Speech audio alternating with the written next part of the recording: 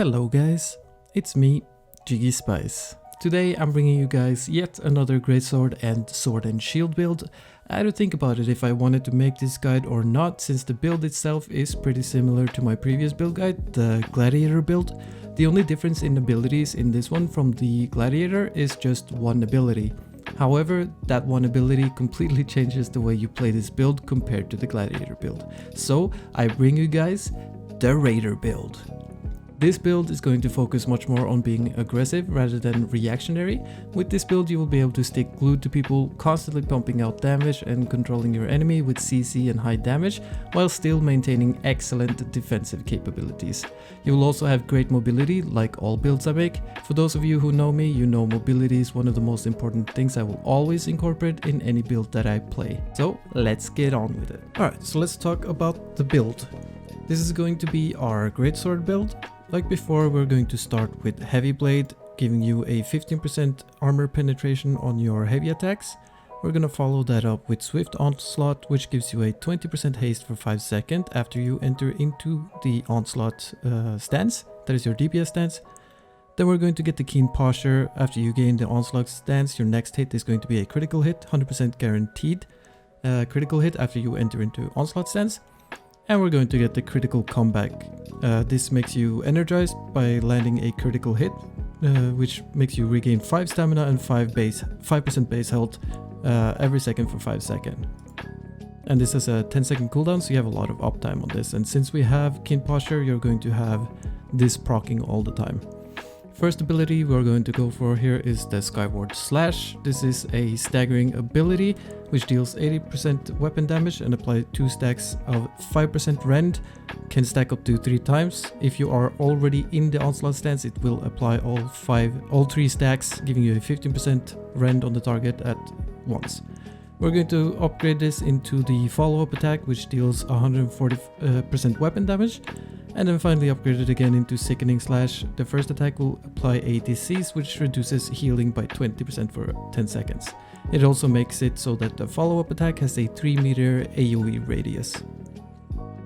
Then next up we're going to get the Relentless Rush. This is a must-have ability for any Greatsword build ever, especially in PvP. This is a 2-part attack, or it's an attack that hits twice, and it also inflicts a 20% slow for 4 seconds. First hit deals 110% weapon damage, and the second hit inflicts 120% weapon damage. Then we're going to upgrade this so that you gain 10% Empower for 10 seconds after you activate this ability, and activate it one more time so that if you are in Onslaught stance when you use this ability, you will root the target for 1 second, or if you are in Defiant stance, which is your defensive stance, you will heal yourself for 15% of the damage that it deals, and it can hit up to 5 times. Then we're going to get Step and Strike. After dodging, you gain 10% Empower for the next 3 hits within 10 seconds. This occurs when you are in combat, so as long as you're dodging while you're in combat, you will get 10% Empower, which for your next 3 hits. Attacks you deal while having this Empower effect also restore 10 stamina on hit. And then finally we're going to get Unrelenting Onslaught, which reduces your cooldowns by 2% on a light attack or 10% on a charged heavy attack. This is regardless of which stance you are in, by the way. Then next up, over to the Defiance tree, we're going to start off with Perfect Vigilance. If you are hit while at full health, reduce the damage taken by 20%, then gain a 20% Fortify for 3 seconds. Then we're going to get the Vary Posture. After gaining Defiant stance, after entering into your defensive stance, the next damage taken within 5 seconds is reduced by 25%. Then next up we're going to get the Steadfast Strike. Stab your Greatsword forward to impale your foes, then pull it back to rip the blade out. Restores 20 stamina on each hit, so that can be 40 stamina in total. The first hit deals 70% weapon damage and staggers. The second hit deals 120% weapon damage and pulls the targets 1.5 meters towards you, which is technically another stagger. And it also enters you into the Defiant stance. So we're going to upgrade this into Steadfast Recovery. If the first strike of the Steadfast Strike hits, you are healed for 50% of the weapon's damage. In Defiant stance, the first strike also inflicts a 2% stack of It inflicts 2 stacks of bleeding for 6 seconds, which deals 5% weapon damage every second. And then we're going to upgrade it again into Steadfast Refresh. If the second strike of Steadfast Strike hits, reduce the cooldown of all Greatsword abilities by 20%. Then we're going to get the Unflinching Blade. We always get this one with the Greatsword builds because it gives you grit to your heavy attacks, and it also inflicts bleeding when you deal when you hit people with heavy attacks. So you're always going to want to stack up those bleeds. 5 stacks maximum, dealing 5% weapon damage each. And then lastly, we're going to get the Faultless Defender. This one is also just a must-have perk in every Greatsword build. I feel like it reduces the stamina damage by 50% when blocking attacks, or just after raising your guard, or with Guard Point. Guard Point is the shield you get when you're charging heavy attacks in Defiant Stance. So that is going to be our Greatsword build right there. I'm going to explain more about how to play this, but the Steadfast Strike instead of the Roaring Rupture as I used previously completely changes how you can play this build. Then over to our Sword and Shield, we're just going to start off with Achilles Heel. The final attack in your light attack chain inflicts a 20% slow for 2 seconds. Then we're going to move over to Reverse Stab, a stab that attack that deals 175% weapon damage and staggers. We're going to upgrade this so it has Grit. Then we're going to go over to Precision, which increases your critical strike chance with the sword by 10%.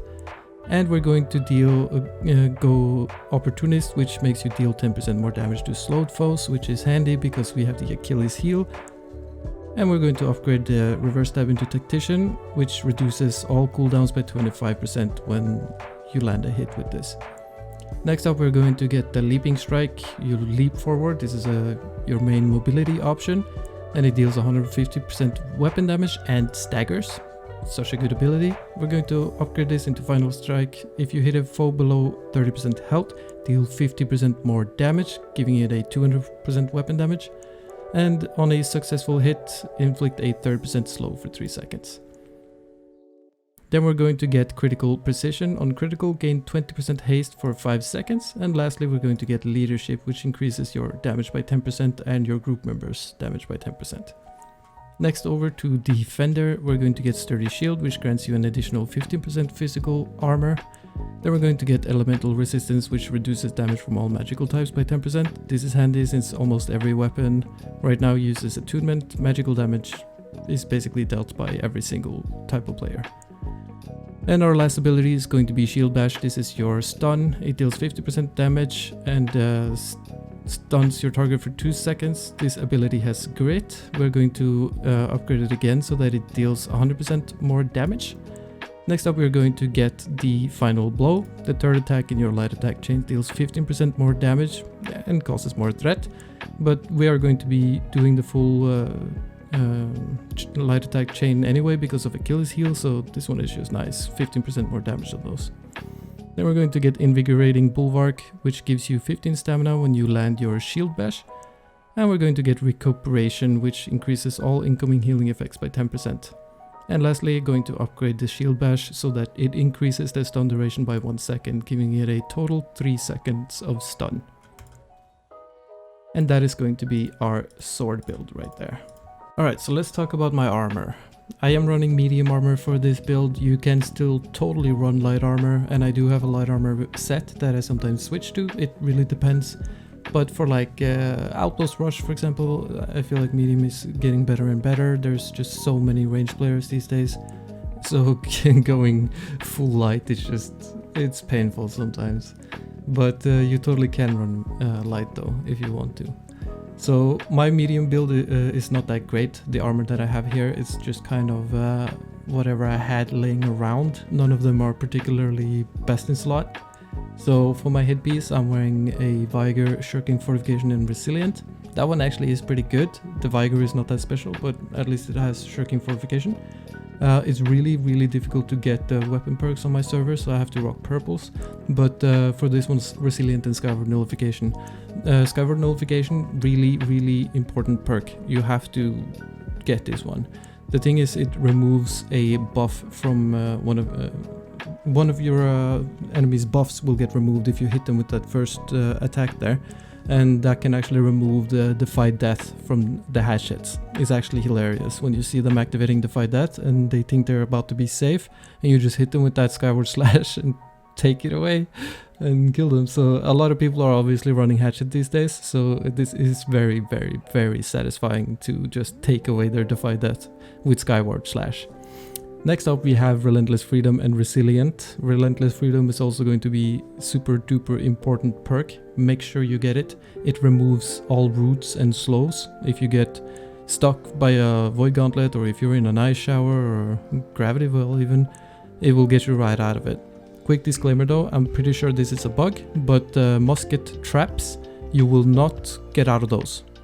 So I think that's a bug. I would assume that is a bug. But don't go stepping into musket traps thinking you're gonna just relentless rush out of it, because you won't. And then next piece is my pants with Shirking Heals, Refreshing Evasion, and Resilient. Refreshing Evasion is awesome. I love that perk, but again I only have one of it. So, and Shirking Heals is pretty much, yeah, it's not that great. But it is Resilient. Like, make sure you have 5 times Resilient, by the way. You always should have that in PvP. And for my boots I have Physical Aversion and Resilience. So you see, like, my gear is kind of all over the place. 1 Physical Aversion, 1 Refreshing Aversion, 1 Shirking Fortification is really bad. What you should be getting is like at least 3 pieces of Shirking Fortification, and I would honestly recommend like at least 1 piece of Freedom, but recommend maybe 3. Really recommend 5. Like 5 times Shirking Fortification, 5 times Freedom, and 5 times Resilient. That is going to be the busiest you can get, but I don't see armor like that, and you still need your perks. Skyward Nullification and Relentless Freedom. Make sure you get them. Next up is my shield, the Motherwell Wishes coin. You can get this in the Motherwell from the main story quest boss. There is a way to glitch in there from the top. I would love to show you how to do that, but I don't know if that's like TOS or something, so I'm not going to. But I also think that if you find somebody who is on the quest and you join their group, you can actually enter in through the portal. But if you just search it up, how to get a glitch into the Motherwell, you will find it. But I'm not brave enough to show that. I don't want to get into trouble. But you can obtain this shield, basically. It's the only round shield in the game that has rogue. It's not possible to roll that perk if you try to craft it. So this is the only way you're gonna get rogue on a round shield. It also has refreshing move, which is obviously super good. Lightning shield ward is not that good, but the other 2 perks are so good that I will just rock this shield. Then for my amulet, I am rocking Shirking, Dot Cleanse, Divine, and Health. Divine and Health are going to be super must-have perks, in my opinion. Shirking Dot Cleanse, not that much, but it's not the worst either. I like it, but maybe something like Shirking Empower. Yeah, I don't know. I still don't know. I haven't thought about an amulet for so long. This one works for me. I'm very pragmatic when it comes to armor. I don't need Bisgear to be happy. I just get this bare minimum that I need, and I go out and I do my thing. I did buy this one recently though, which is a Mortal Empowerment ring. It has Infected and Hardy. Mortal Empowerment is going to be really good for this build, because you're not going to be, if you play correctly, you're not going to be dying very often. You can always get out of tough situations if you want to. So it's really if you're just way too greedy and way too aggressive that you're gonna die. You can always survive if you want to. The reason I wear Infected is because the Skyward Slash also inflicts disease, so yeah, it's a nice perk to have. And for my earring, this one is pretty much Biz, I guess. Healthy Toast, I love that perk. I want my 3rd mana potion, health potion. Refreshing Toast, which is must-have perk, makes your cooldown shorter.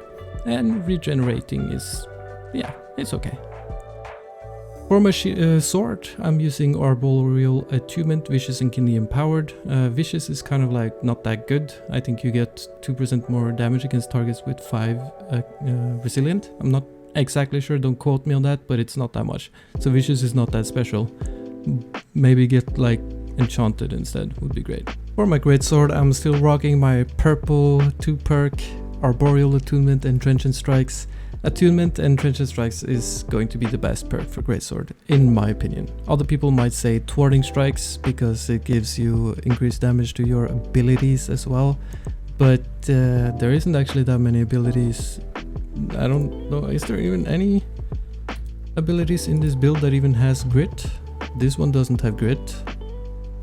This one doesn't have grit, and this one doesn't have grit. The only grit abilities are Crosscut, Calamity, and Roaring Rupture. I believe this one has grit, even though it's not listed. So if you're using these three abilities, then yeah, maybe you can go Thwarting, but Trenchant Strikes is still going to be better. And for this build in particular, Thwarting Strikes is definitely not best. I would rather have 20% on my heavy attacks, because heavy attacks is what that is the meat of your damage anyway. So Trenchant Strikes and Attunement, run the Attunement for the Rune Glass that you're running. I'm running Nature Rune Glass, which gives me a total of 10% increased nature damage, which is why I have a Ember Gem in my sword, not a Rune Glass. The reason I don't run the Rune Glass in my weapons is because that dot from the Rune Glass seems to break my Shield Bash stun. So I'm just running, it gives me 10% extra anyway if I run the Amber, so overall it's more damage than what the dot would give me, and it's cheaper. So yeah, I just run Ambers for nature, and I also have Attunement on both of my swords, you know, so I get that 10% increased damage from that 18% extra it gives me. So like overall it gives me a huge boost to damage. If you do want a decent or the best in slot third perk for Greatsword, I would say Keenly Jagged. The reason for that is because the base damage of the Greatsword is so high that it's going to give the dot damage really high damage per tick. So Keenly Jagged is going to be the best third perk. You could run like weapon perks, but I don't really see any reason why. All it does for Skyward Nullification is that it reduces the duration of the buffs of the enemy slightly more, and for Relentless Rush I think it increases the critical strike chance of it, so it's like totally useless perks to have on a weapon, to be honest. And Steadfast perk, not really that useful either. So like yeah, Keenly Jagged, Attunement, Trenchant Strikes, that's going to be a best in slot Greatsword, especially for this build. So yeah, for my Heartrune I'm using Detonate. We are going to use the Cunning Heartrune of Detonate, which gives you a 15% empower while the Heartroot is charging. So like there is a slight countdown before it actually explodes after you press the button. I think it's 3 seconds. And it gives you a 15% damage increase in that window. Also gives you a 30% movement speed increase in that window. So it's just really nice for applying some pressure. It will decrease the actual damage of the explosion itself by 20%, but it's still going to hit for like 4k, pretty much 4k. So I think that is that's the one I like the best, at least. Alright, so let's talk about attributes. We're going to use attribute food, like always.